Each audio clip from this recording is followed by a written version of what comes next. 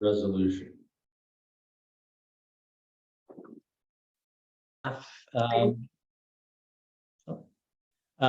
So here are some of the things that we have accomplished or believe we will accomplish by the end of the year. Drayton Hillside Bioswale has been a big job that the crew has been on for the last 3 weeks now. And this is all being done by Dan Rudolph and Leroy Dougal. And I have to say, this is, we've heard a lot of things about what SRA has not done, but this is something that we have done. And the amount of work that's gone into this and the expertise has been, I think you'll see in the next newsletter, we're going to try to highlight this. We don't have it all put together yet, but this individual project alone, I believe that there was some huge savings for the community in this repair. I know we would have been in the $100,000 range for what Leroy and Dan have done, and we're thinking this is going to come in around 55 or 60. So just a lot of hard work and expertise that Leroy and Dan bring, and they brought it to bear on this particular project. The maintenance or the landscape committee helped with landscaping 5 gates. We're going to try to get more done by the end of the year. Now that we're into the fall, it's a good time to plant. We held off over the summer. We're going to try to get some more irrigation done on those 5 gated entries that we have finished. You'll be seeing some new signs going in here. Those are just coming in. And so once they get done with the bioswale, they'll be replacing some of the signs that you can see tipping over. We've refurbished 2 gates. We plan to get 3 more done. Brought 22 gates up to safety standard, rebuilt the tables and the benches in Rex Park. So you can just 1 second. I think it's important to understand that the gates are being upgraded because the plan was to outsource maintenance of those gates, but Gateway Controls, which is the only gate management maintenance company in the area, wouldn't accept the gates until they met state safety standards, which means that we had to update all of the electronics in those gates, the security loops, the fingers on the edge of the gates, and add pickets or balusters to the gates to bring the area between the balusters within state requirements. So that was something that really wasn't anticipated, but it was something that had to be done. Mm-hmm. To meet state safety standards and for insurance purposes. Yeah, I think of the 28 gates, only 3 of them met that standard. So a lot of work there to do. So if you all may recognize, if you've been attending any of the board meetings, we've been working a lot on the Boundary Ridge stormwater system. That's been an ongoing and very time-consuming but very necessary project. And so there's been a lot of work that's been put in on that project itself. So these are just some of the things that we've been working on this year. And I think there's been quite a bit of accomplishment, and the year still is not over. So as far as the operating budget, just want to go over quickly how we put that together. A lot of it was myself and the director of maintenance, just going over just historical records, projecting what we're going to be needing next year, looking at, inflation and contractor bids. And so Dan did a lot of work on the maintenance side. And so we did a lot of work putting that together. And both he and I are new here. So some of the, we tried looking back at historical records, maybe it was in QuickBooks or in paper files, to try to put this together. We met with the finance committee a couple of times and also with the board subgroup a number of times to try to, hone the budget and try to get it to where we thought the board would and the community would be accepting. We looked at comparative market data and looked at other HOA fees just to see where we were in comparison to some other communities. So what we found when we did all that and, analyzing the basic operating environment was that our staff is underpaid relative to market. We've had a lot of turnover here, as many of you may know. We'd like to try to minimize that. Difficult to be a successful organization, if you have kind of a revolving door. So that was one of the things. We looked at this as also some of the unsustainable reliance on volunteers to administer and enforce the CCNRs. I know some of these gentlemen in this room have been here a lot lately. If any, I'm sure I saw some previous board members on the call, and you all probably agree. The volunteers do a lot of work around here, and we'd like to try to lighten that load a little bit so that it is a more pleasant and fulfilling volunteer experience. One of the things that I found when I got here was that the internal organization, the structure, the policies, procedures, standard operating procedures, the files, all need to have some serious investment in time. Deferred maintenance, I think many of you have heard that. It's just nothing new, but the deeper we dug, the more we found needed to be done. That's one of the things that Dan and his crew spent a lot of time the first few months of the year just trying to assess what needed to be done. And besides just being deferred maintenance, there was a lot of just aging assets.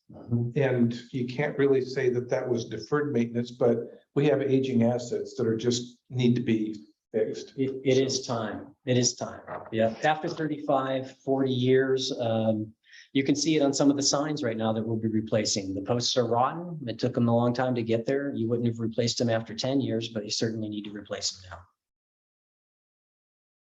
So in a long-term forecasting tool, we spent some time this year putting that together, trying to figure out what assessments will look like out into the future. Something that Doug was really insistent upon when I first arrived, and Jim helped immeasurably with that. And so we have put that together. It's certainly not a fait accompli. We will be working on that. It'll be a living document. We'll be improving it throughout the years to try to help project and forecast where assessments will be in the future. So not only did we find, that in when we start to look and do an environmental scan of our operating budget and what we needed to operate for this next fiscal year, but we also recognized that there were some of these financial threats that we would call them, the potential threats that were out there. One of them, Boundary Ridge stormwater drainage system we're working on. This is a difficult one to try to quantify right now. We should be getting closer and closer to that, but it depends on who's involved with the fixing the problem. Is it going to be the city of Blaine? Is it going to be other developers, the county, or does it fall just on SRA to do this? And the scope of that project is still being determined. How much? We know the county has done a similar outfall to direct that water recently, and it was in the $250,000 range. So there could be some significant costs with this. We don't know what it is yet, but we know that it's there. Drayton Harbor bioswale and access. Again, Dan and Leroy for working on this. The original scope of that work was minimal for $55,000. What they found when they got down there was quite a different story. It's if you've ever done a home remodel project, sometimes when you start tearing out a wall, you will find stuff that you wish you could just put it all back. And so that's what they found down at the Drayton Harbor bioswale. This will not be a one-time fix. We are going to have to figure out how we can gain access to that in the future. It is going back and looking at our assets and our it has been repaired at least twice before, and it will need repair in the future. So something to be concerned about, and something we need to find a solution to access, especially. Drayton Harbor recreational easement. Many people are familiar with that. We'd like to try to be able to do something down there, but that is a mess, and a lot of different issues with that. Private landowners, shorelines, geological hazard zones. It doesn't end. So we need to investigate, evaluate, and address these, and that's what we're doing. But just want to make sure the membership understands that these could be fairly sizable investments in the future for SRA, and we do not have those in the current reserve study. So the drivers, I guess, in the 2023 operating budget, what we're looking at is a spending increase of $229,000. That's a 25% increase versus 2022 plan, and that's a 31% increase versus the 2022 forecast currently. Personnel spending is up $170,000, 74% of the total budget increase, and much of that is for the What we have in this budget is a new compliance manager to hire, an additional head to be able to do ASC work and also to provide compliance enforcement throughout the community. As one of our board members said here just recently, the community is only as good as its covenants as they are enforced. So we're going to try to live up to that aspirational bullet in our mission statement. 35% of the total increase is for personnel. We did, so there'd be a January 1, 2022 salary increase for all SRA staff except myself. That's really just sort of keeping up with inflation, really. And then the board's going to decide whether or not 18 months from now, whether the GM should be included in that. Professional fees increases, we're looking at 11% all across the board there. That includes land use consultants, attorneys, much of this addressing some of those unbudgeted threats we looked at in the last slide. Oh, and that's what that says. So these are the reasons why. Another thing we'd like to increase in spending on, I think it'd be well worth it, is to get a more comprehensive audit firm involved in our audit. I believe that's something that you'll be seeing and recommendations from the finance committee coming forward in this fall and acting upon that this next spring. And also one of the things that we'd like to try to initiate here in the first quarter is a new SRA website. The communications committee has been meeting here the last 2 months and really looking at some designs and coming up with a new newsletter. One of the things that keeps kind of coming up, a recurring theme, in my opinion, and I know for many others, is improved communication. We'd like to try to improve the communication. And that again was up in that aspirational statement of our mission with the membership. A better way for members to communicate to us and for us to get out the information that we have and we want people to know and understand. So just quickly, how we prepare the capital budget. Again, Director of Maintenance, the Maintenance Committee did an immense amount of work on this comprehensive study. We provided all the inputs to the reserve analyst. Great deal of care was put in and detail into looking at our expenditures out for 30 years. The level again of, I think, analysis is probably unmatched to anything that was done in the past. So and well, we'll get into that here in just a second, how that was put together. So once we gathered that information, we gave it to the reserve study and we went back and forth with them probably for at least 4 or 5 times in different iterations to try to get this thing right. So what we found, again, situational analysis, what did we find when we started really looking into the assets at SRA? And not going to be a surprise, we found a lot of aging infrastructure, gates, signs, pavement is a big one, drainage system, all need attention. The development's 35 years old. So, at that point, as Doug mentioned, things start to fall apart at that point. But also, there's also some amount of deferred maintenance, things that just have been sort of put off for a little while. So that sort of builds up. And so we have sort of a front-loaded 5-year spending plan in our reserves to try to just catch up. One of the things that is a kind of a compounding factor too between this reserve study and the first reserve study, last reserve study in 2020, and the 2022 reserve study are these 3 factors. And again, they compound. So we had a component list that didn't have all the components in it. So there were more components added. The unit cost of all of those components was across the board higher than what was stated in the previous one, especially for pavement. The amount for pavement was very much understated, to say the least. So we got real-time costs on the cost of pavement replacement. And then on top of that replacement cycle, you could see that some of the components were not being replaced as often as they should have been in the previous study. So you have more things in the list, they cost more, and they were being replaced at a greater frequency. So all of that added up to a reserve fund balance that was not adequate.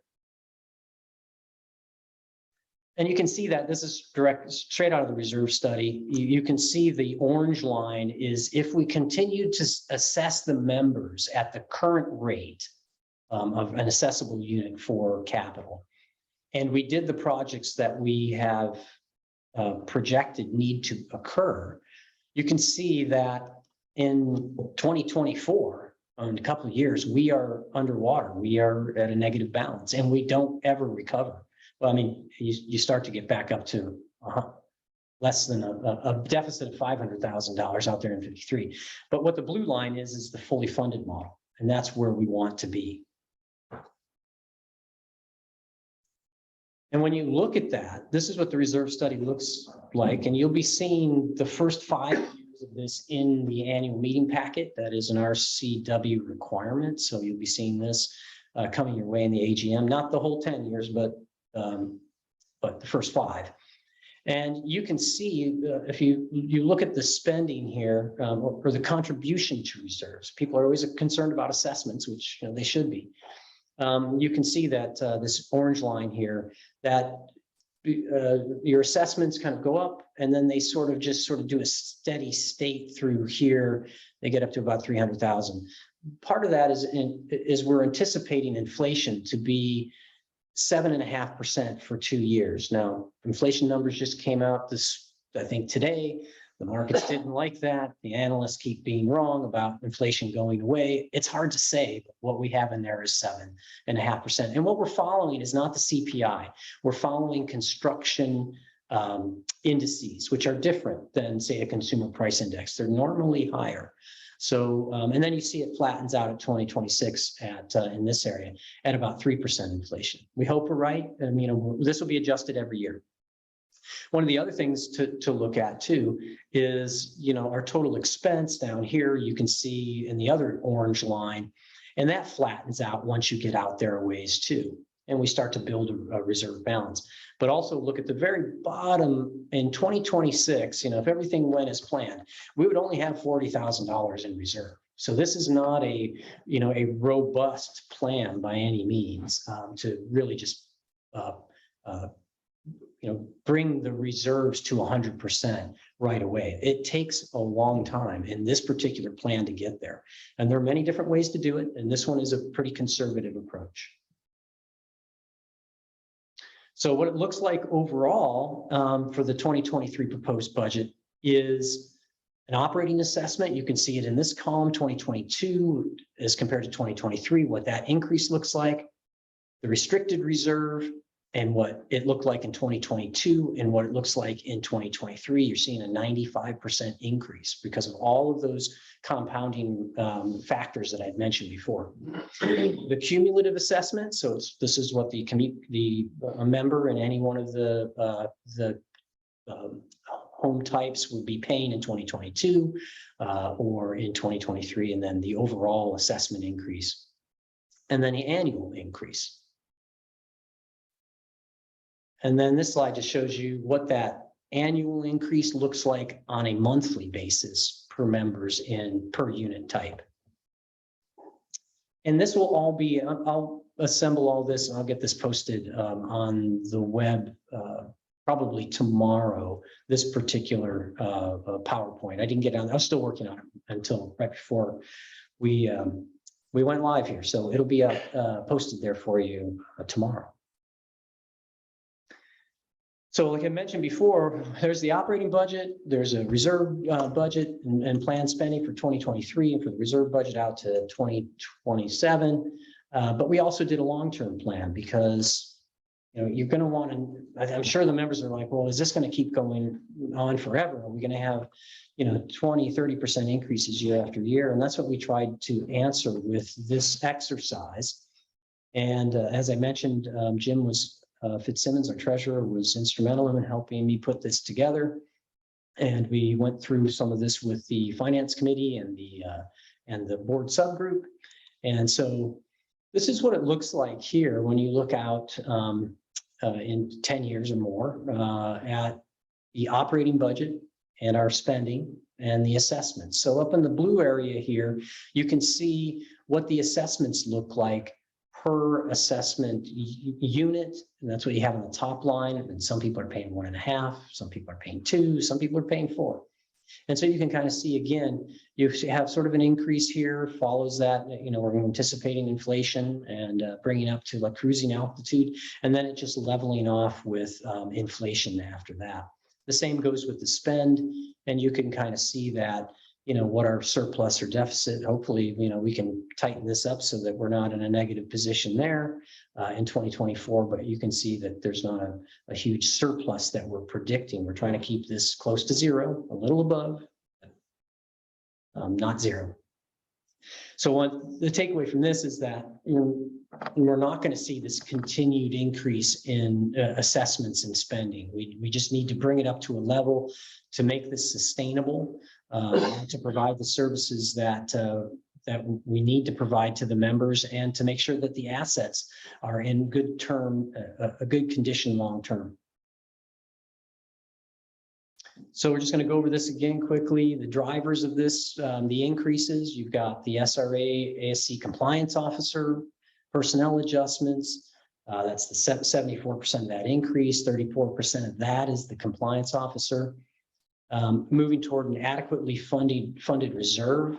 That's a 95% year-over-year increase in the capital assessment alone. Now it's a smaller assessment, so when it goes up 95%, it's not as big of a number, but it's 32% of the total increase. A decrease in miscellaneous income, and that's one that we mentioned at the last, I think the first meeting.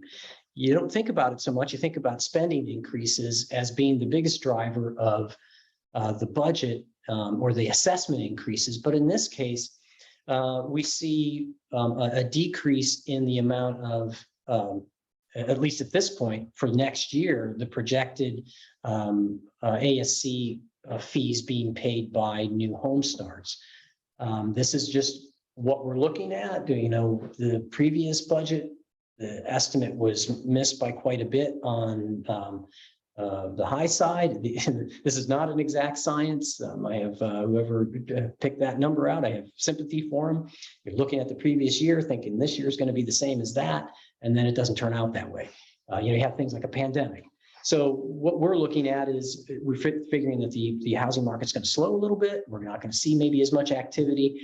But we do still see a lot of home remodels. That's still going on here. We're still seeing sales. So, but that's one of the things we want to try to make sure that 17% of the increase here is our reduction on our assumption of how much miscellaneous income we will bring in. If we don't bring in ASC fees, we have to increase the assessment to cover the expenses. So that's the way that works. Professional fees. That total increase is 11%. And then catch up on deferred maintenance within and minus labor is 9.6, just within operating. David, I might just make a statement here about the decrease in miscellaneous income.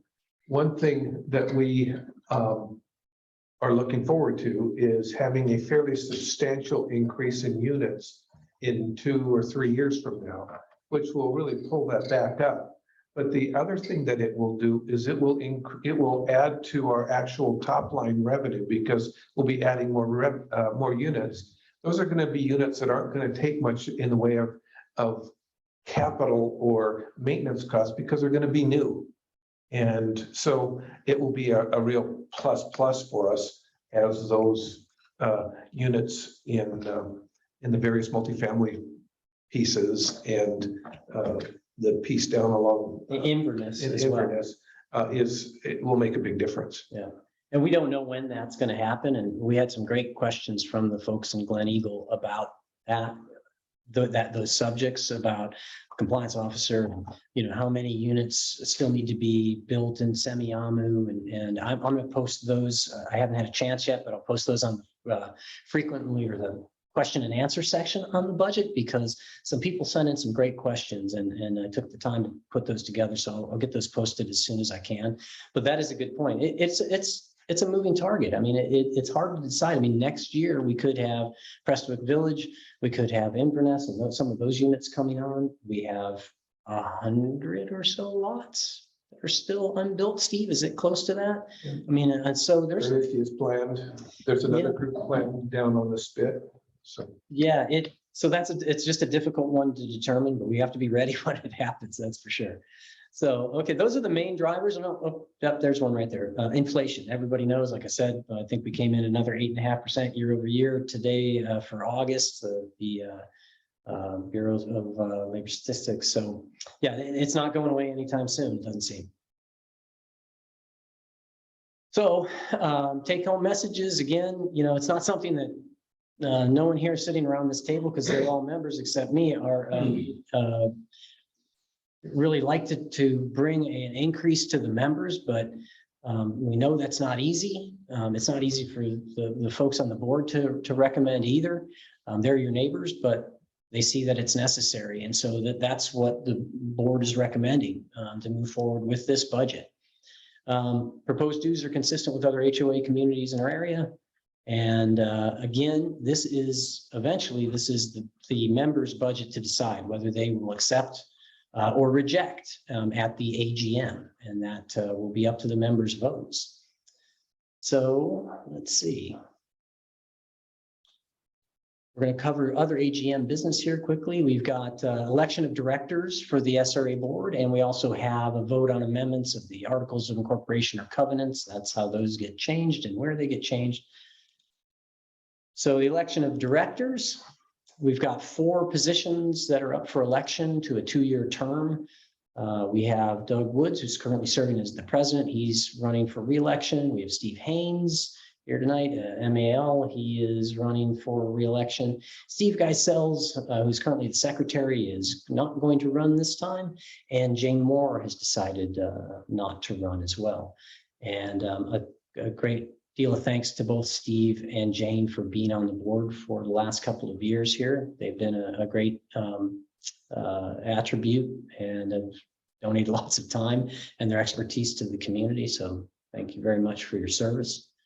And then we have some other members that are going to be standing for election. Buzz Abercrombie. Buzz was on the board. I believe he was the president before in 2016. Paul Atchison, I believe, was also a board member. And was Paul a previous president as well, Doug? Do you know? I'm not sure. Okay. Greg Booth. And that's supposed to say Carrie Clevenger, is it not? I'm sorry. Yeah, Carrie, yeah. I'm sorry, Carrie. That was my fault there. So Carrie Clevenger, April Hashimoto, April's on the finance committee, and Mike O'Grady will also be standing in. So thank you all very much for throwing your hat into the ring and deciding to donate your time to the community. It is a rewarding job, sometimes thankless, but very rewarding.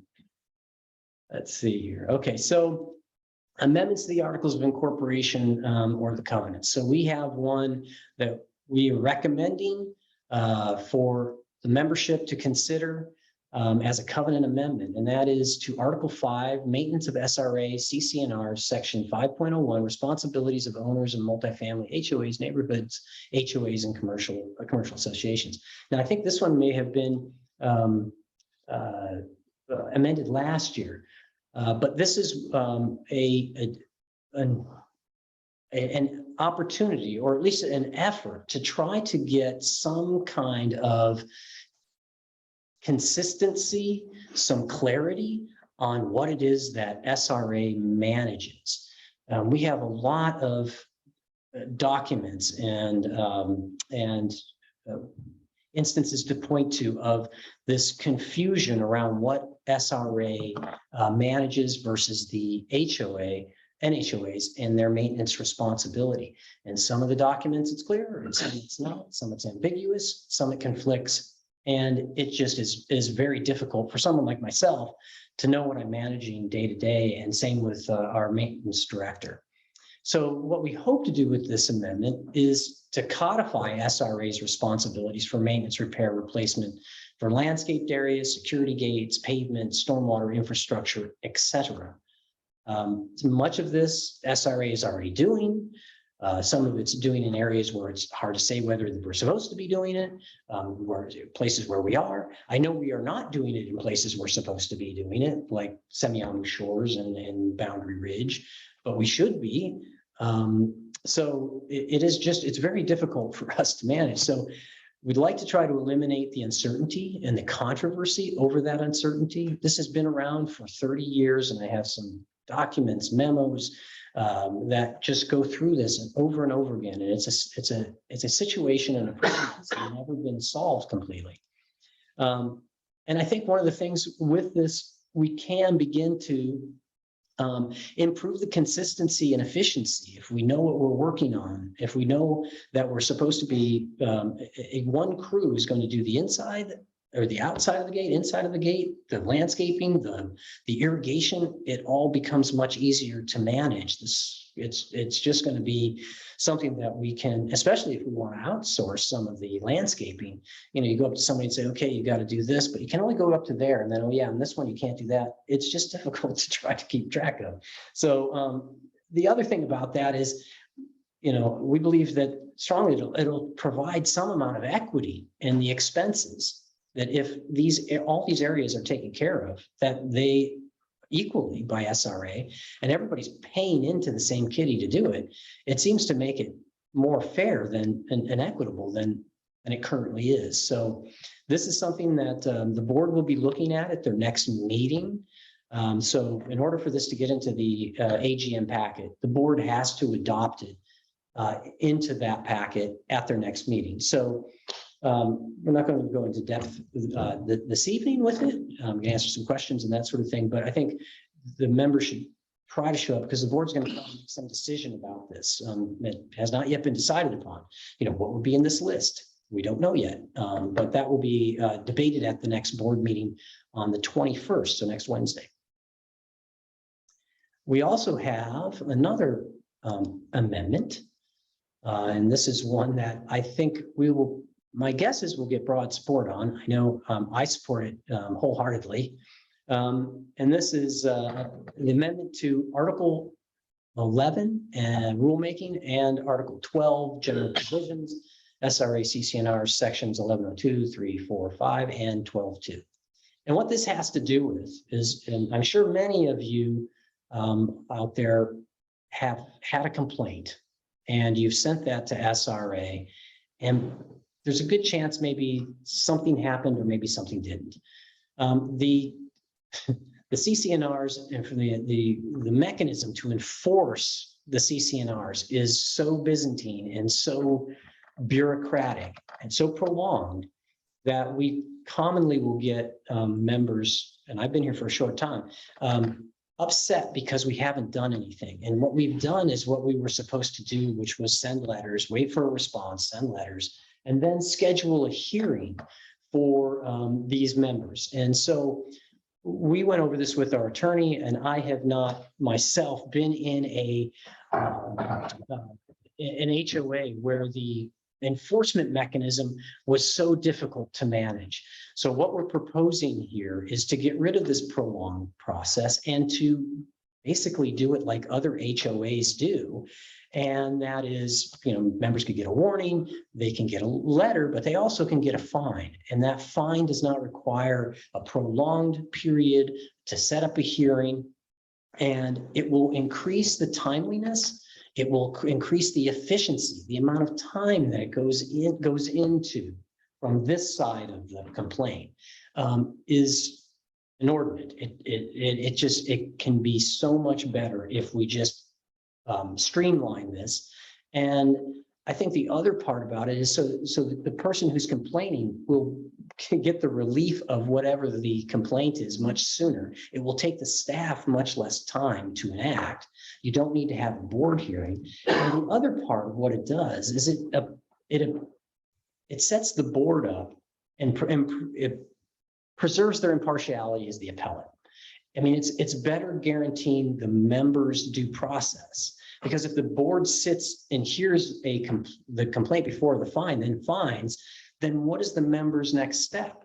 they can't appeal. The board has already made that decision. So if the manager or the ASC compliance officer finds someone, the person can pay it or not, but they actually have a place to go afterwards, after they're fined, to the board to appeal. So this is how most community associations do it. It's much more effective, much more efficient. And I think that the members, most members would agree that this would be a good amendment to have. So I just wanted to, that's basically the town hall right now for recapping the budget, going over the budget amendments, the election.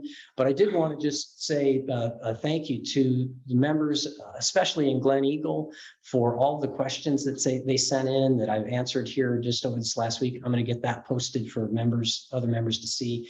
Folks from San Andrews Green, Marin Sea Smoke went to their community meeting, had a lot of good questions from those folks. So yeah, a very good process. I really appreciate the questions and the back and forth. It was very good, very instructive, very helpful. So I'll be putting those on the website. And again, we don't have the chat up for some reason. And I don't know, Justine, were you ever able to figure out if we could do that or not? I don't think so. I have not been able to figure that out. Yeah, I tried. So unfortunately, folks, sorry about that. We're just going to have you speak. And so does anybody have any questions? I'm sure that somebody does. So can we just, I just would ask that someone state their name and maybe even where your residence is in Semiahmoo, say Boundary Ridge or St. Andrews Green. And it looks like we have a question first from David, would you actually have the ability to raise your hand on this? Oh, that's right. That's right. So that would be a way to control. How do you do that? How do you raise your hand? If you go to Reactions. Yeah, do you On the bottom of the screen, reactions. Thank you. Yeah, okay, so Mark, you have raised your hand. Yes, thank you. Mark German, Pintail Loop. A couple questions, and I know there'll be questions, but this is regarding, first of all, the proposed amendment. We're looking at significant increases in our fees. What has been considered, should the amendment pass, of the impact on revenues for the association and the impact of local HOA or neighborhood HOAs increase or decrease in fees? So I think you're talking about the SRA, to codify SRA maintenance responsibilities. You're talking about that amendment. Yes. A question was asked previously and the answer is posted on the website right now. The question was, what is the budget impact if we pass this amendment? Because clearly SRA will end up doing more than it's doing now if this amendment passes. So very good question is, well, what does that mean financially? So here's the answer simply, and we've answered it before, but happy to do it again. We looked at the impact on next year's operating budget, and we looked at the impact on the capital budget long-term. And I can tell you that the overwhelming majority of the impact is on the capital reserve budget over the 30-year period that we have those projects budgeted. And very little affects the operating budget. We analyzed it and found that next year, the 2023 operating budget, there's less than $10,000 of money spent as a result of this amendment on a spending plan that's over $1 million. So it has less than a 1% impact. So it's negligible on the operating budget for next year. On the long-term capital budget is where it sees its impact. And we were able to identify a little under $400,000 of impact over a 30-year period of time, when cumulative spending over that period of time was on the order of $6.5 million, $6.4 million, I believe. And so that is 12%, no, 6%. That's 6. I think. 6% of the long-term 30 years worth of spending, about 6% is the result of that spending as a result of this amendment. Now, with regard to assessments, the reserve study and the inputs provided to the reserve study didn't distinguish between, it essentially included all those projects that will be codified as SRA responsibility if this amendment passed. We didn't try when we did that to pull away ones that we weren't sure and we'll hold this one back and hold that back. All of the assets and all of the projects were given to the reserve analysts. So the impact on your assessment is already built into the assessment increases that you've seen here tonight. And so it's essentially the overwhelming majority of this change, of the cost of this change, is already factored in to the assessment increases that would go into effect next year with this budget, particularly, and most of it related to the capital increase, capital reserve assessment increase. The other side of that is that because it's most of the stuff is rather long-term, and some of that stuff that is being added is fairly new, it will probably be something that can be easily accommodated as we move forward in our planning. Great, thank you. And my other question relates to a previous one I had from the last call. The forecasted 2022 results versus the proposed budget for 23. Yeah, we showed that number. It was on David's slide.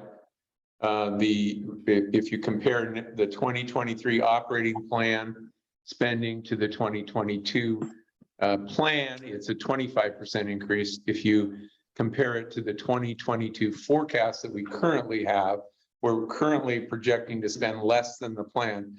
So the increase is a 31% increase relative to the 2022 forecast, a 25% increase relative to the 2022 plan. And that was on one of the slides that David presented tonight. Yes, it was. Thank you. Okay. It's in here somewhere. It is. Thank you. I recall it. Okay. Mark, thank you for your questions. Can we have somebody else raise their hand? Don Delaney is next. Hello, can everyone hear me? Yeah. Yeah, Don. Great. Not happy with the budget. Don't disagree that improvements are needed. Probably lots of neglect and problems and errors for past boards. I think 40% is a huge increase and it probably should be a little more gradual. More importantly to me are the failures of this board and the past boards, because for 5 years, and I think, let me back up for a second. David, you mentioned one of the board members said enforcement is one of the most important things we need to do with CC&Rs. I see that in letters that are sent about, developments that are going on the hillside or proposed on the hillside. I totally agree. Unfortunately, 5 years ago, almost 5 years ago, I requested the board and the ASC to enforce the Carnoustie CC&Rs. Nothing was done. For years, I have pursued this. I have had meetings with Doug Woods and Steve Haynes. In January, I had put together a 5-point plan. They asked me what to do. I put together this 5-point plan. They said, we will do this. In January of this year, I met with Doug Woods. He said, we're ready to go on this. We're going to do a survey. We're going to mark it off. We're going to refurbish it, blah, blah, blah. And I said, well, Doug, what happens if they come back with you with lawsuits? And Doug said to me, let them bring it on. Well, 2 weeks later, they came back, I presume, because nobody will give me information on this, with a proposed lawsuit.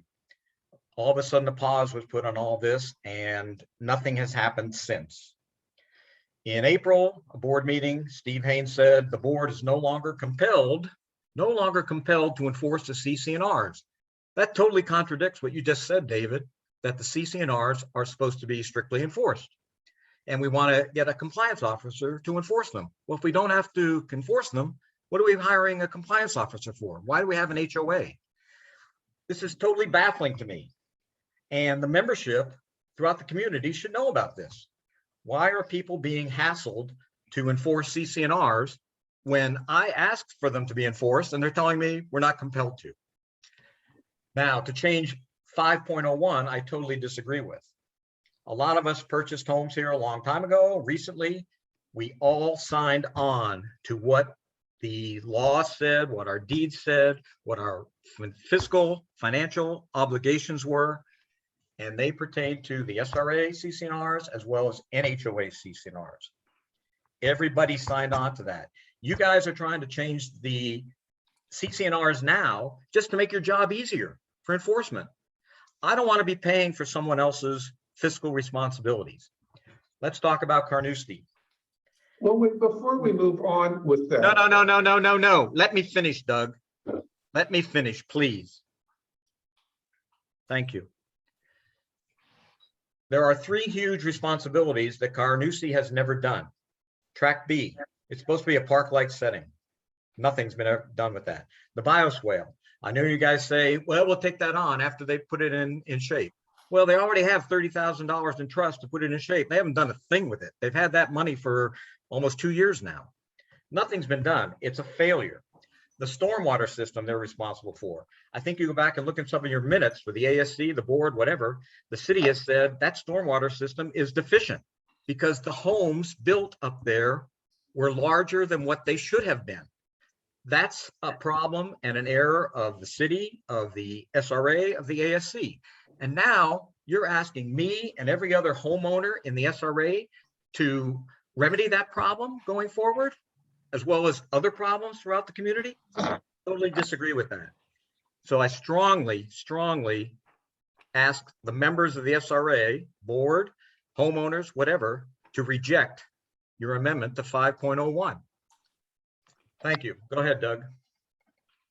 I was just going to say, you had mentioned that you didn't want to pay for the amendment change, the maintenance that will occur in the amendment.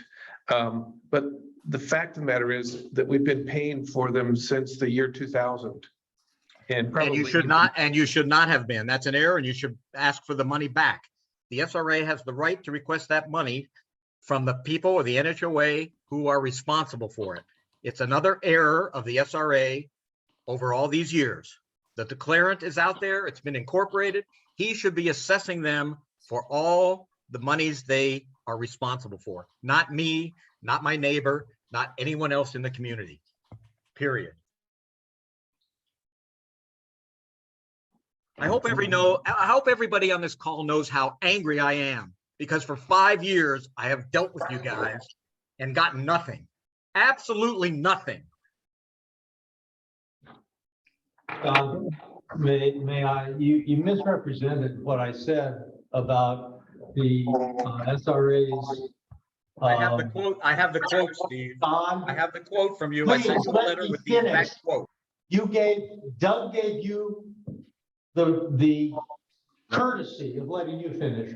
You're going to give me the courtesy of letting me finish, because I've been trying very hard to work on your problem, and it's much more complex than you believe it is.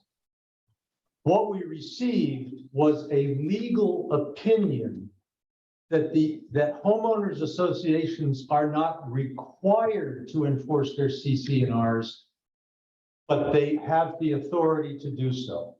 That is a general legal opinion that applies to every homeowners association in the state of Washington. We did not adopt that position. I certainly don't believe in it, but that's a legal opinion. That's what I was putting forward because we received that opinion from the attorney. But it's not the board's position that it's not going to enforce the CCNRs. So that's just not an accurate representation of the board's position on this, or the board's serious attempts to get the declarant at Carnoustie to step up and do his job.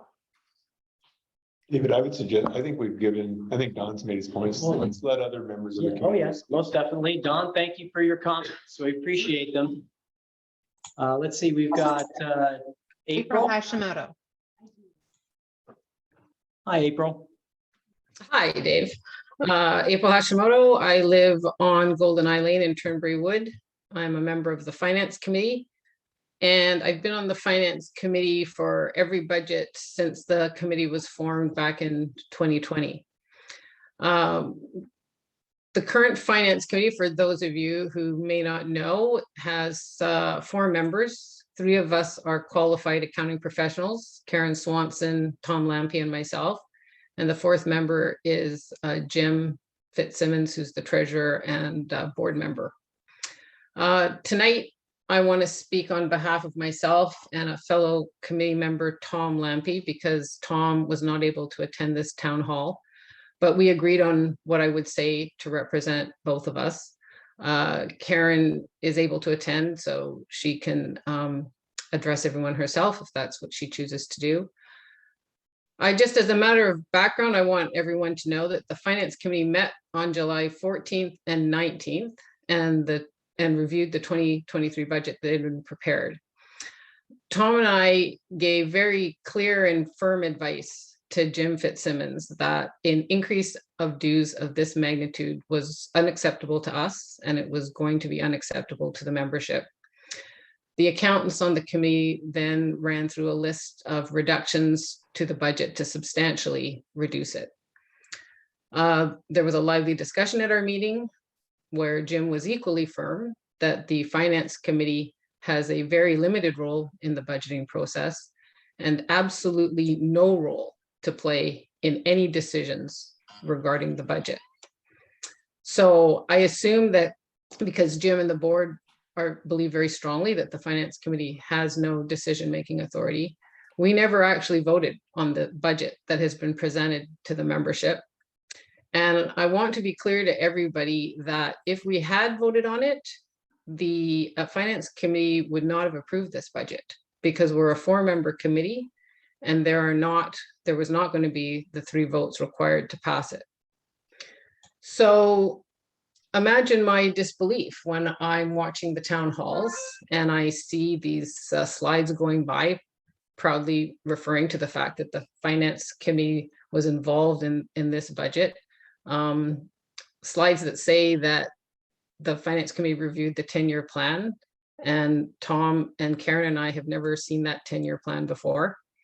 And then we receive an email sent out last week from the SRA where Doug thanks the Finance Committee for our help in building the budget and then lists each of us by name so that our reputations as accounting professionals can be used to give the impression to everyone that we support this budget.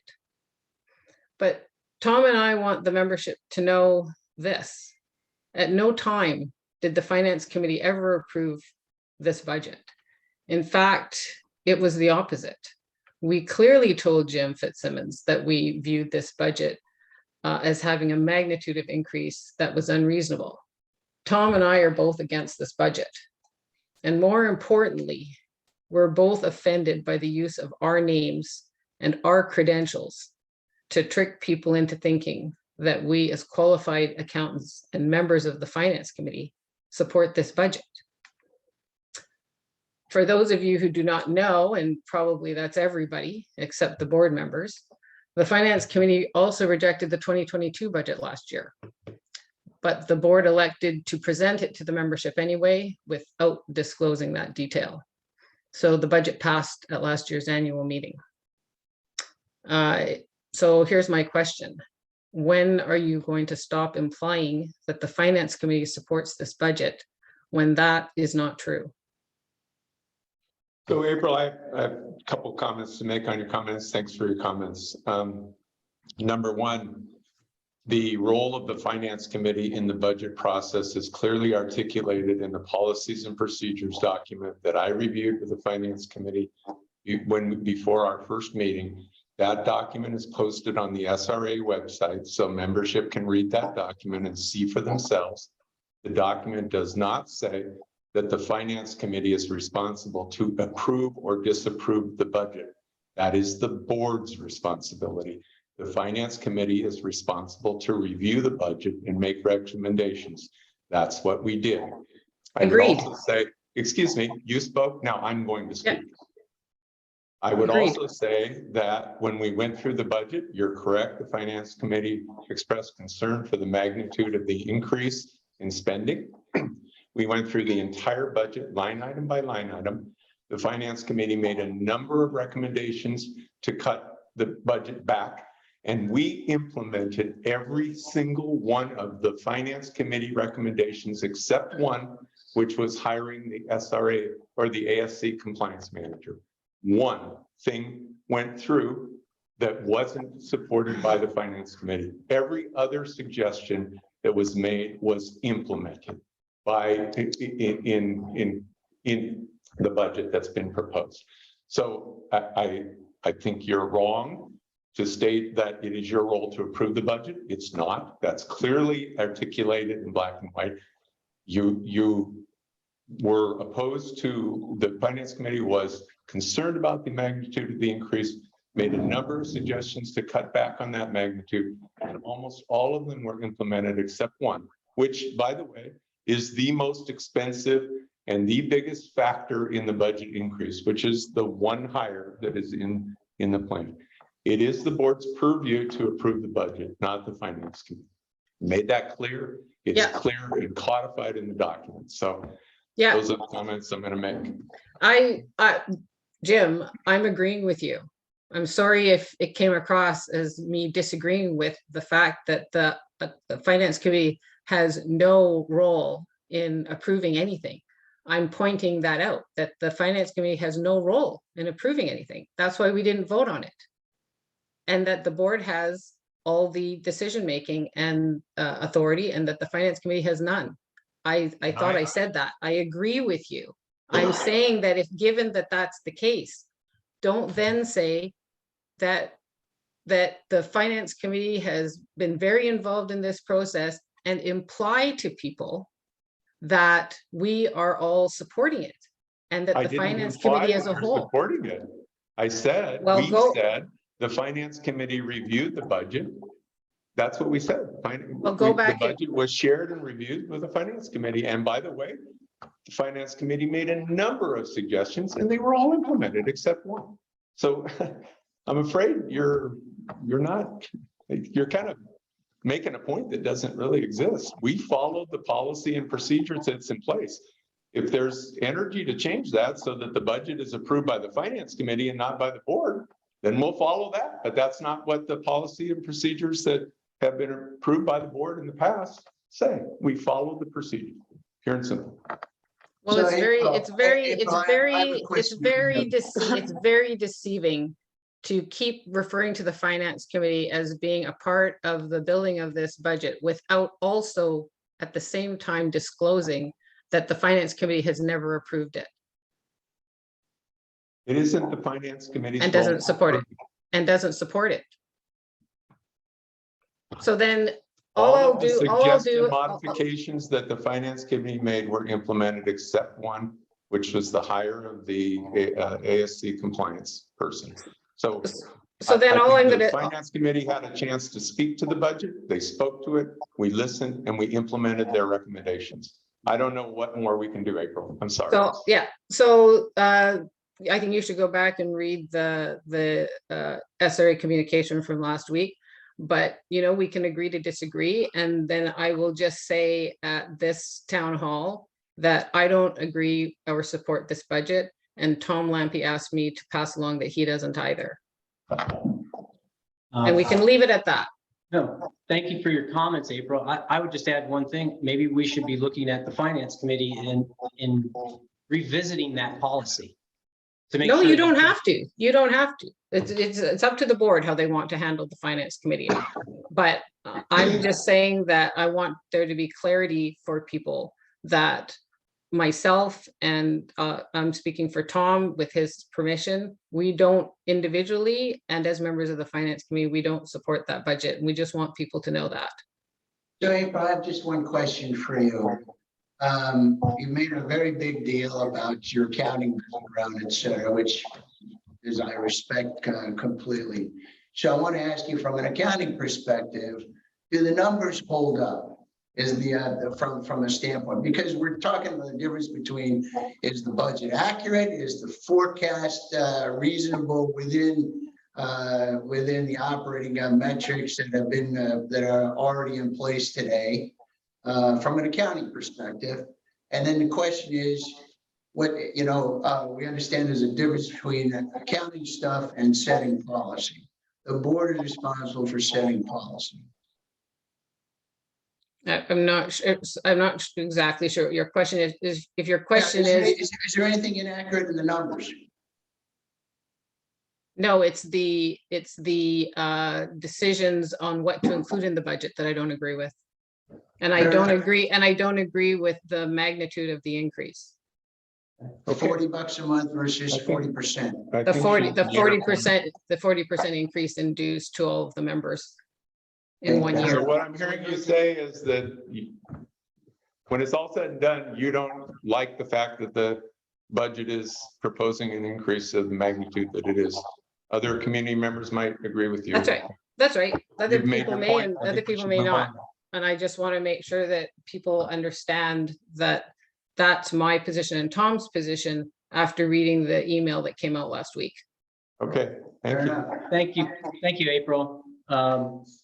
Steve, can you? I have one follow-up, and that is that, as Jim said, all of the concerns, the recommendations for reducing the budget that the Finance Committee made were implemented except for one, and that is the compliance officer position. The rejection of that position by the Finance Committee, in my understanding, was not followed with a single request for information about why we were recommending that position.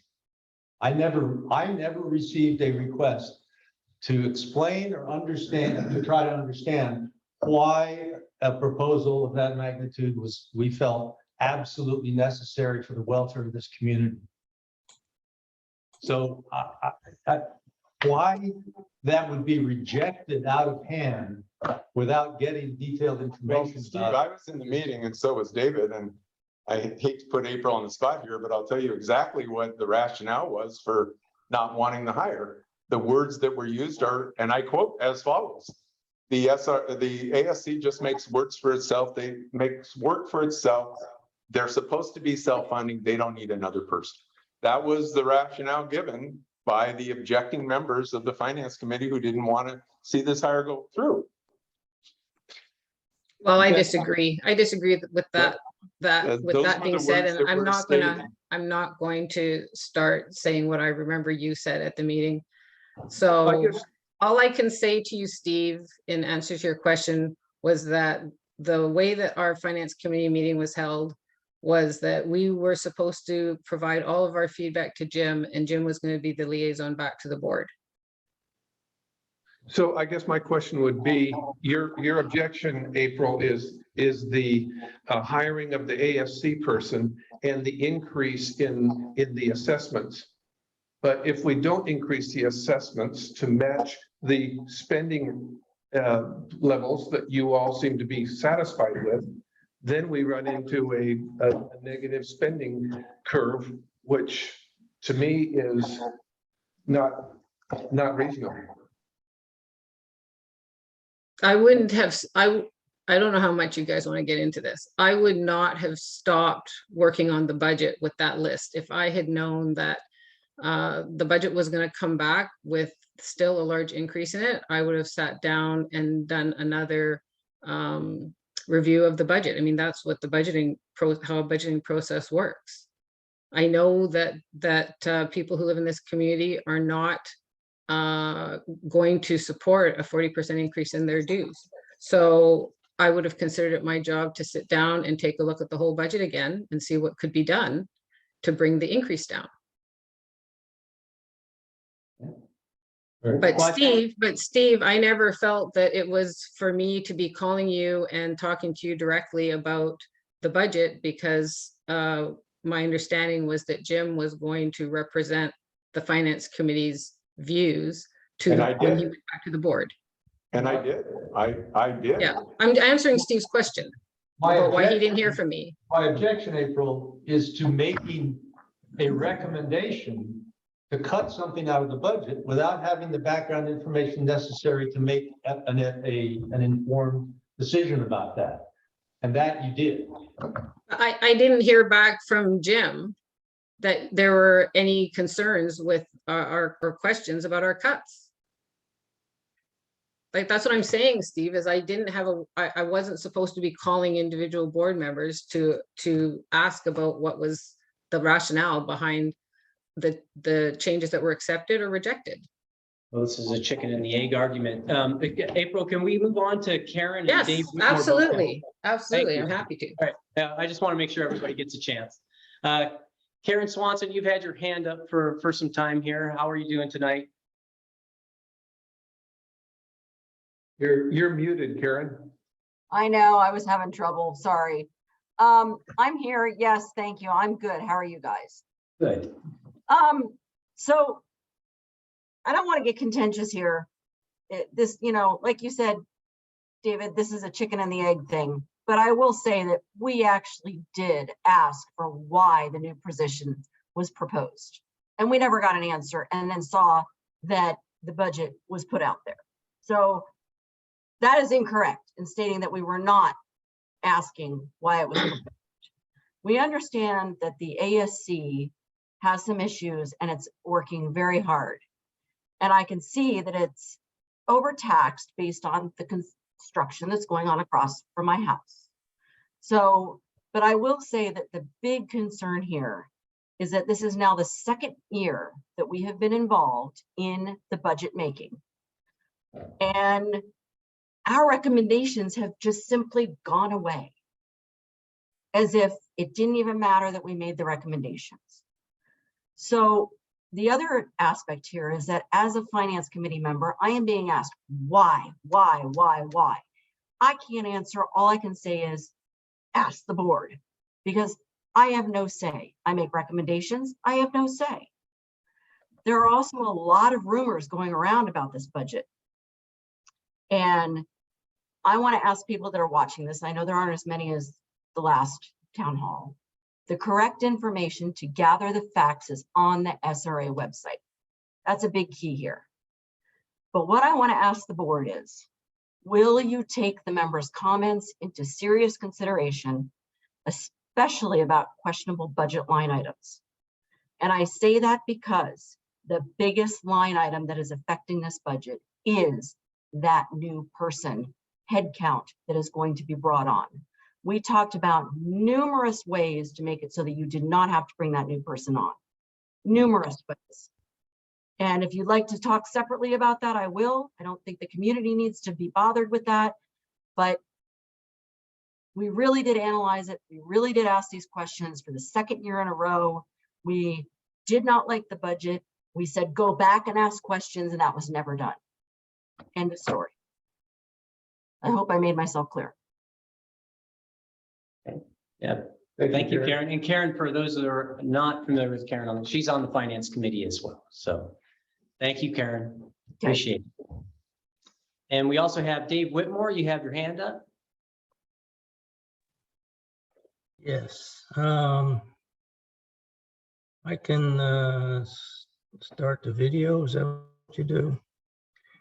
Okay. Anyway, I had two things to comments. Mostly April and Karen kind of talked about the non-compliance position. I'm anti-non-compliance person. I'm like, that sounds like a policeman to me, and I'm into defunding the police. So anyway, that's just my comment there. And also you mentioned a bunch of efficiencies on how to more efficiently deal with non-compliance issues. So I think you ought to test those before you go hire another person and increase. And also you haven't, my suggestion is always put a special committee together of stakeholders, i.e. the residents, and let them come up with that solution. And if they need another person, that's fine. asked Steve Haynes that question kind of in the last meeting, and to me, it's kind of a weak answer. So anyway, I'm against adding that head.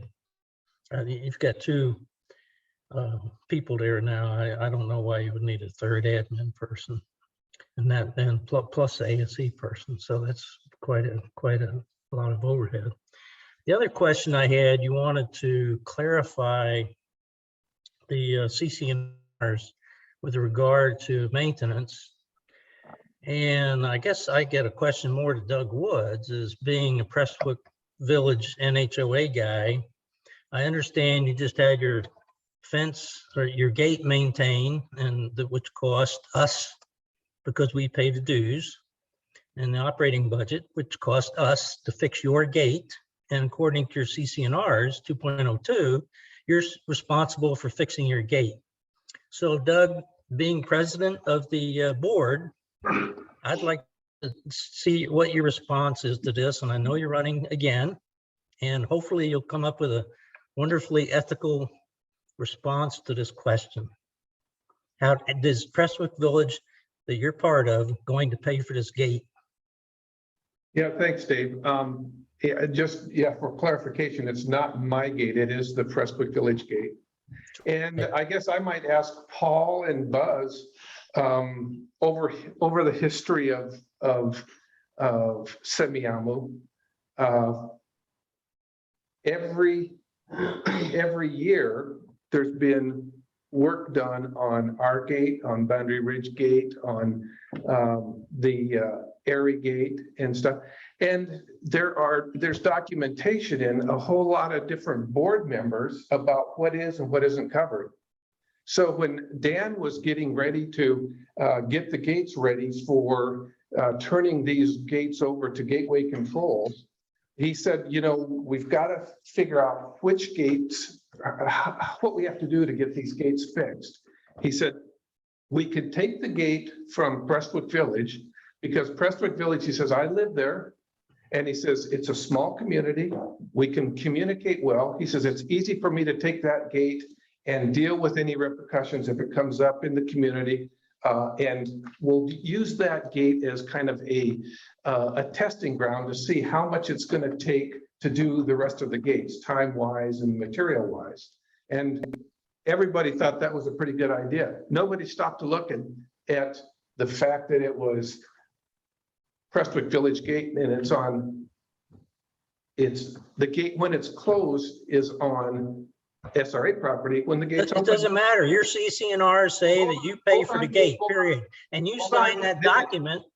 You approved that CCNRs when you bought your property. Hey, David, if you want me to answer the question, I'll be happy to, but I'm not gonna. We haven't answered it yet. Mute him. Either you're paying for it or you're not. Mute him. Yes or no? So to finish the discussion, that gate was used as a test for the rest of the gates that are going to go through the same process. It was determined when Dan and David sat down to look at it, there wasn't even a consideration that it was Prestwick Village, because and even now I believe that SRA says in a whole lot of stuff that they'll take care of gates. Now, is the gate and this is a reasonable question, is the gate SRA property, or it doesn't matter? Your CCR says you will take care of the gates, period. Are you going to comply with what your CCR says or not? That's all I'm asking. Well, if Prestwick Sounds Village, like you're not. No, I mean, that's the answer I got so far. Hold on, Dave. If Prestwick Village is billed for its gate, Prestwick Village will probably stand behind that. I have to ask the members. Well, probably they will or they won't.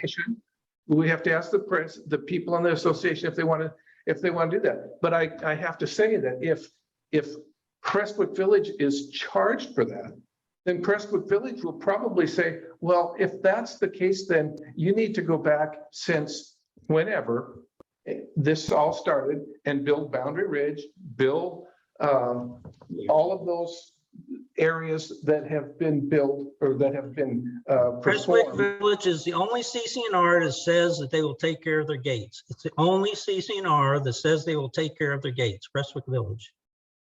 And There's no other CCNRs. All the other ones are kind of vague. yeah, and that the gate is on SRA's. It doesn't asset matter. list. CCR says they take care of the gate, they take care of the gate. That's very plain English in the CCNR. But why would the SRA be depreciating those assets on its balance sheet if it I don't belongs? know. You have to ask Doug that. He's the president of the board. Probably a mistake. They've been there for quite a while. Well, then there is no history that I can find that Prestwick Village has been billed for anything on its gate. Well, it should be, and that's, you know, that's the problem. And you got a Forget about president of a board that should know that because he's the one signed off on the CCNR. Forget about history. Follow the CCNRs. That's right. Fix it. That's a difficult. That's a Do what the difficult task. CCNR say, Doug, and sounds like you might be worth being president of the board again. It might be difficult, but that's your job. That's right. Unfortunately, that's what you've been handed. You want to Deal set with an example, Doug, do that. Take care of that. Get that handled. Set an example as president of the board. Stop trying to. That's make all your I got to job say. easier. I'm done. Thank you, Dave. Can I respond to Dave's first question? Sure. Yeah. So the CCNRs establish the ASC to manage the architectural standards and landscaping standards for Semiahmoo. They don't establish any agency other than the board to enforce the rules. What's happened over time, we started with like 3 houses in one neighborhood and a secretary taking care of the SRA. We now have 27 neighborhoods and over 800 living units in Semiahmoo. And the idea that Steve, can I just interject there because you're saying the same old thing you said last week. What you need to do, what I would suggest is Dave, put something up that you can justify that other than, oh, we're really busy, we got a lot to do kind of response. How many things you have to deal with? Post them on Why SRA don't you stop website. and listen? The ASC this year has received 205 requests that require review by the committee. In addition to that, because there's no compliance structure in the SRA, all of the other complaints have gradually accrued to the ASC administrator. Complaints about dogs, complaints about noise from parties, things that have nothing to do with architectural standards or landscaping. The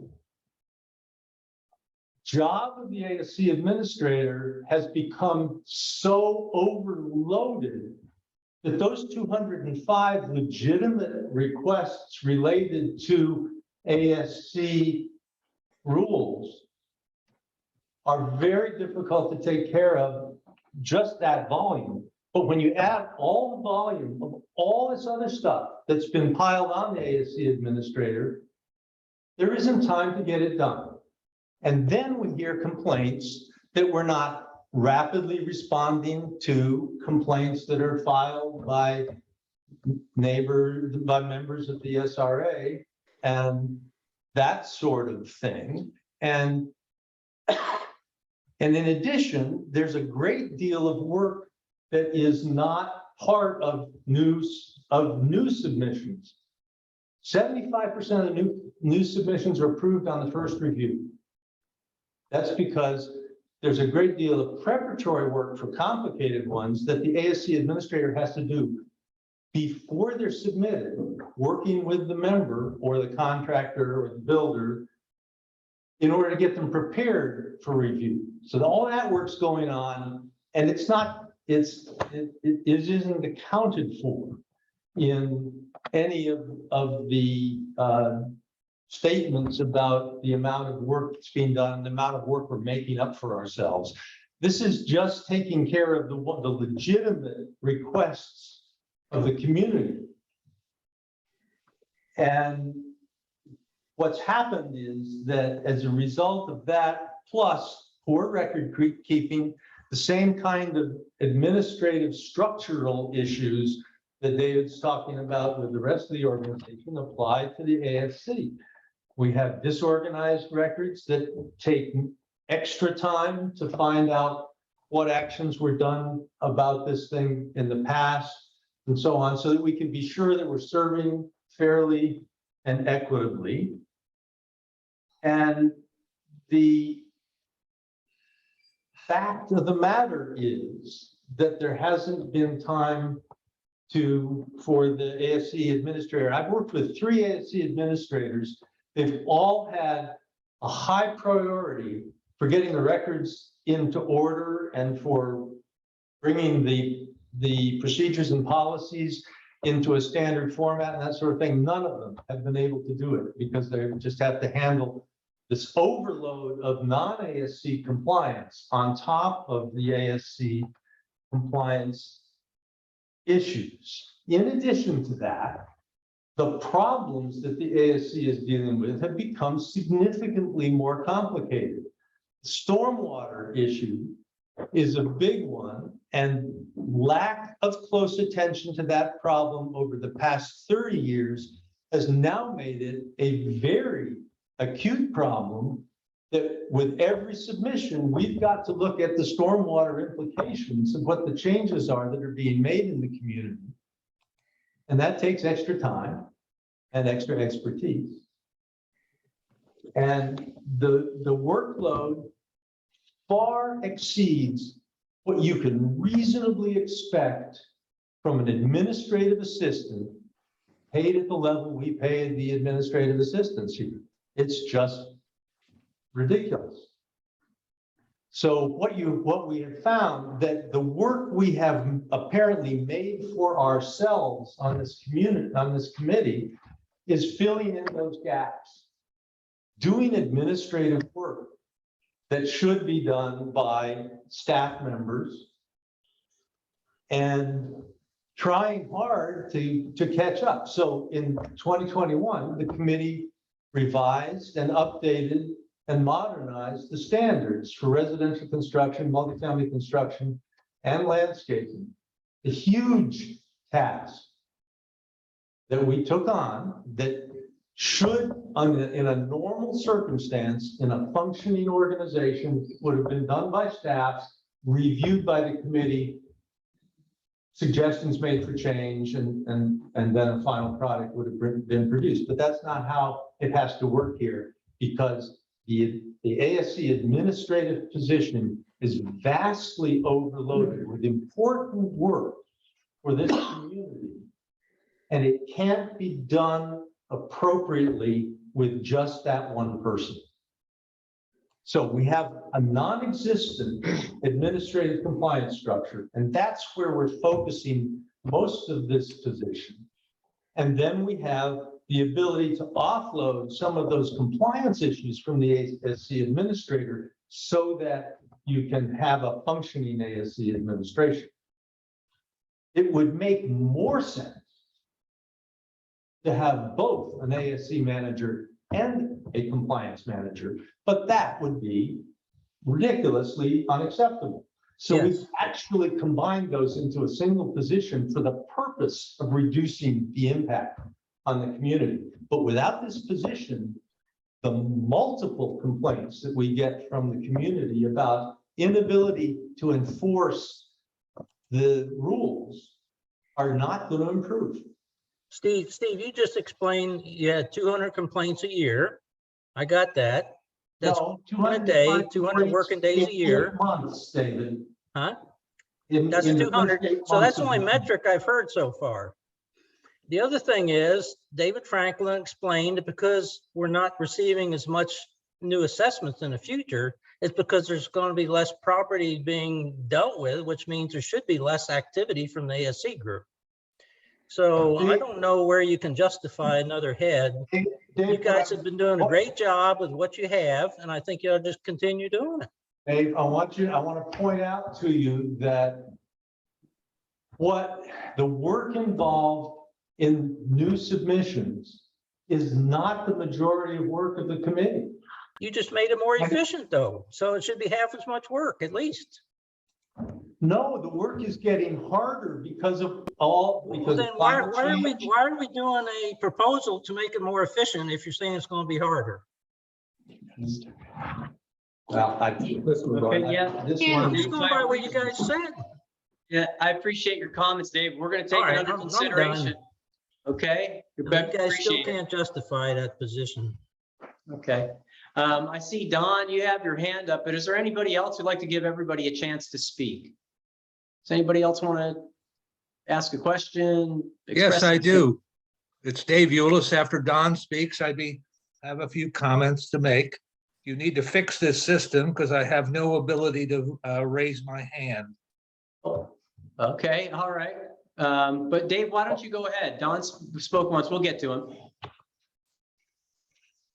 Well, I guess one of the key points I would make is, as a follow-up to Dave Whitmore's comments, is that we need to treat each homeowners association as a separate homeowners association with their own responsibilities.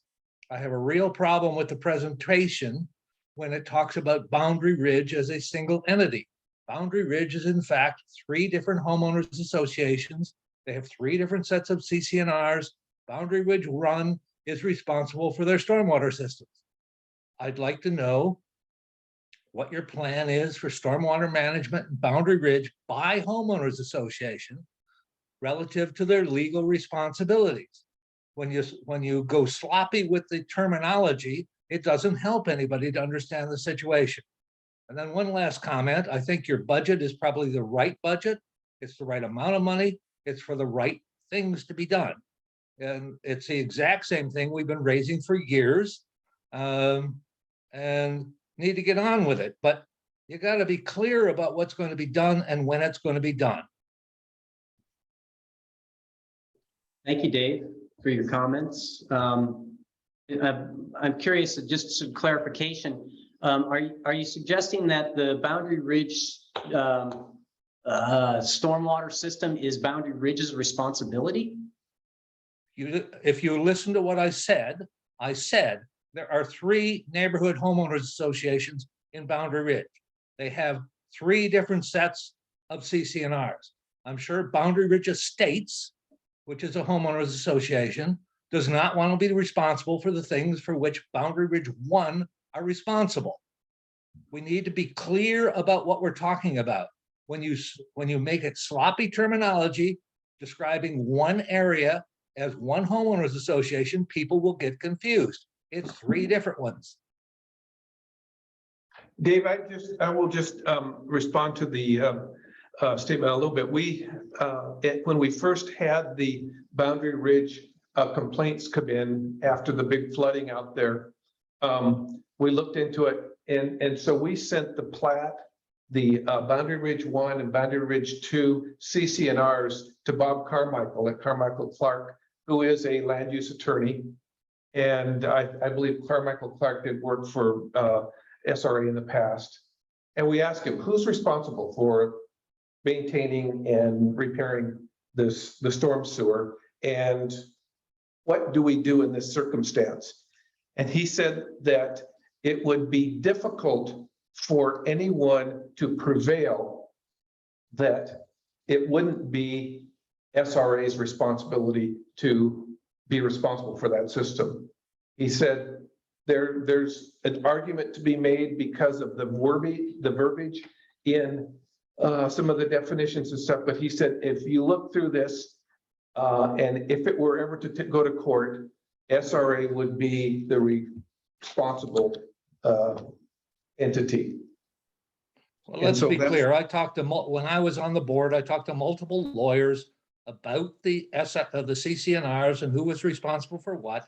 That report is in the files at the SRA. And it makes it very clear there's 3 different neighborhood homeowners associations, and they have different responsibilities.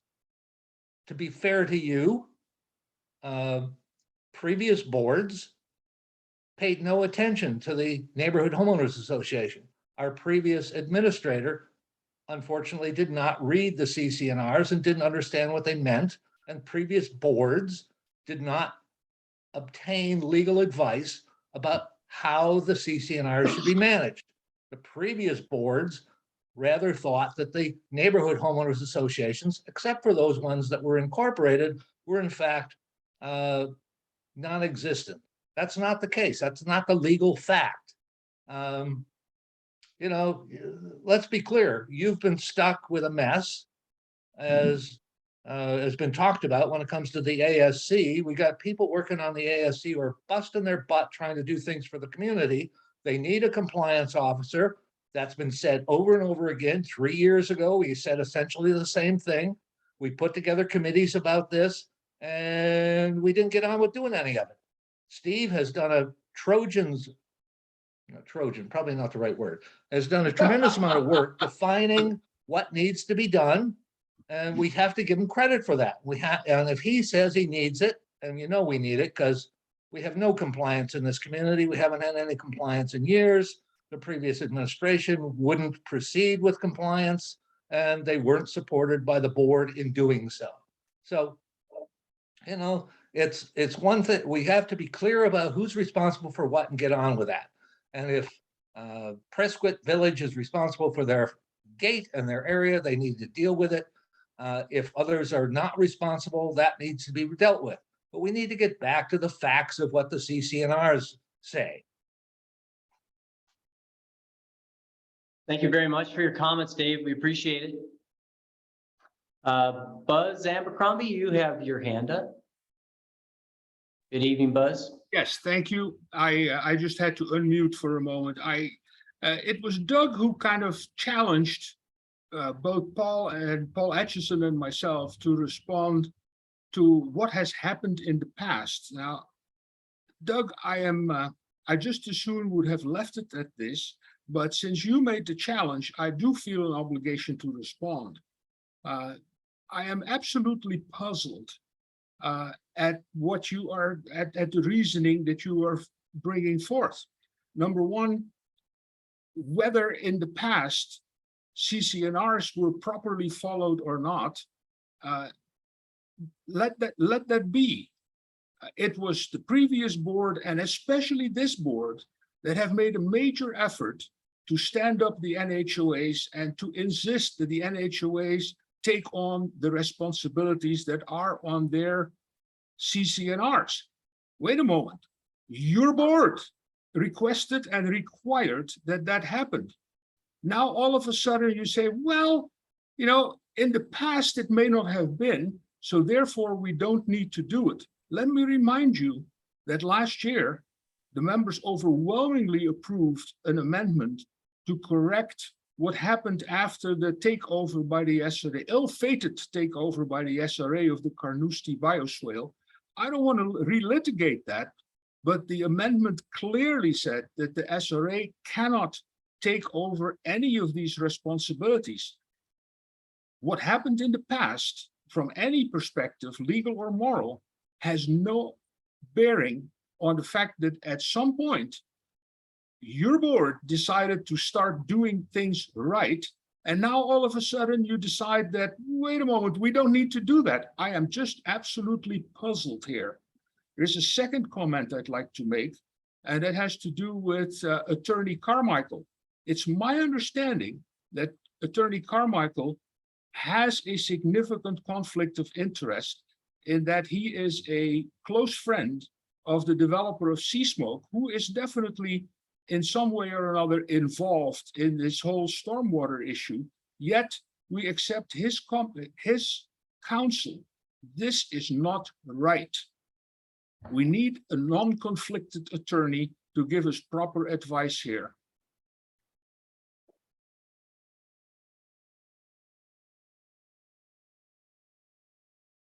Okay, Buzz, thank you very much for your comments.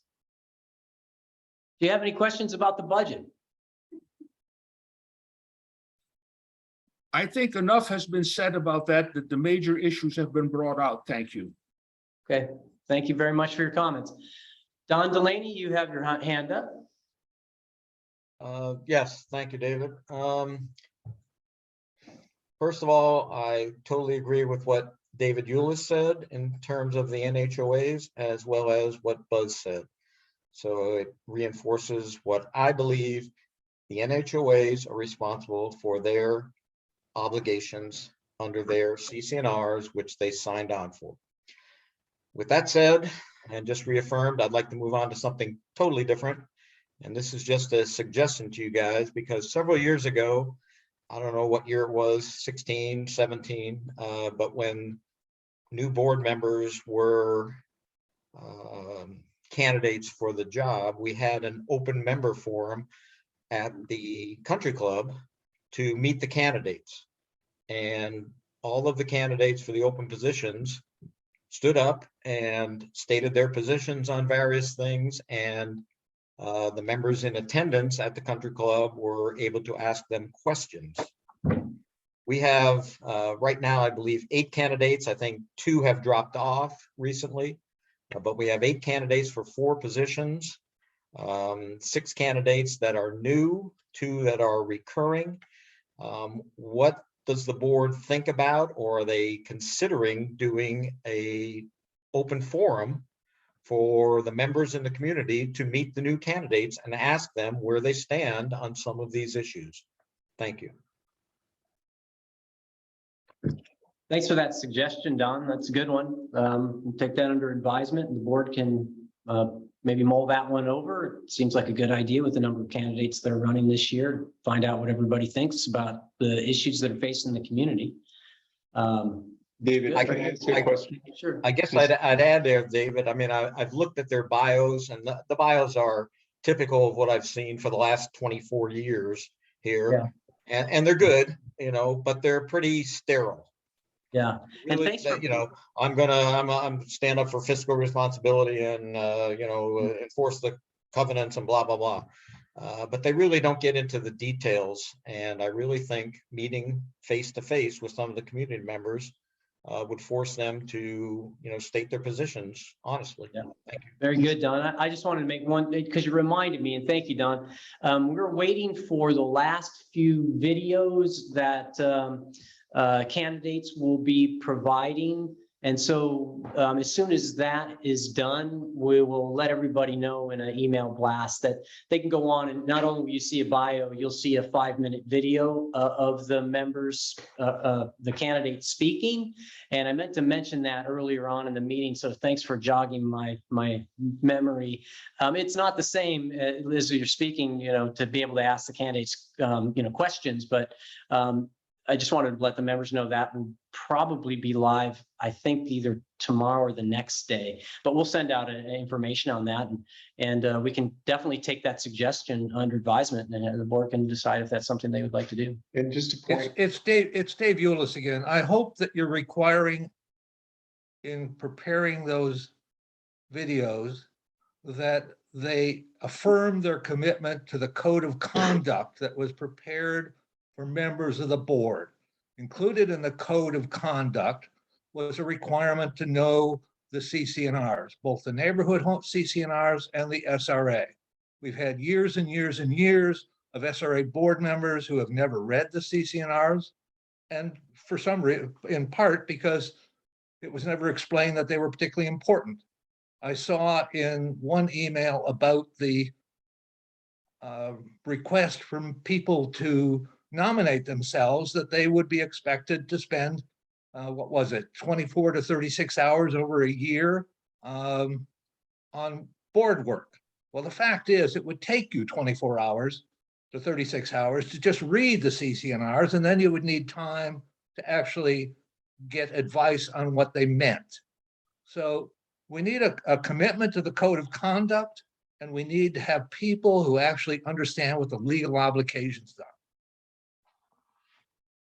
So my question is on the board process, isn't isn't it run sort of by the nominating committee, not It's- the board? It's the election committee that, And they're at kind of an arm's length from the board, right? supposed to be, yeah. So should we be suggesting that some of the suggestions here rather, because I don't think it's up to the board to decide those types of things because it's arm's length, right? So should they be making some suggestions to Tippy, who chairs I the imagine it would be the committee itself. Well, but- Dave's suggestion was actually suggested by a couple people on the board. Yeah, I remember it being To kicked the around. election committee. Yeah. And so that may still be something that's in play. I can get a hold of the election committee, the chair, and see if that's something that they'd be willing to do, if we can put that together. I would imagine before the, ballots are out and people start to make their decisions. Let's be clear, the CCNRs for the SRA make it the obligation of the board of directors to ensure that people who put themselves forward are in fact qualified. And if you haven't read the CCNRs, you're not qualified. And a couple of the people on the board met with me and a couple of other, at least one other person, before they put their names forward originally to make sure that they understood what their obligations were under the CCNRs. I would hope that this board would follow the SRA CCNRs and do the same. Great. Thank you very much, Dave. Appreciate the information and the suggestions. And Don, same with you. Okay, anybody else have any more questions for us tonight? Anyone? No? Enough budget for everyone, it sounds like. Okay, well, I just want to thank you all for showing up at this meeting. I see names here that were at the previous meetings. So I really do appreciate the time that you're all taking to, engage in your community. This is something we ask for. We need it. We need to hear your voices. Sometimes we don't always agree on how to do things and policy, but it's absolutely necessary to make sure that we provide the right budget, the right type of amendments and governance, and that we follow the CCNRs. So appreciate you all being with us tonight. Look for, again, some more question and answers on the website. We'll let you know when some candidate videos are available.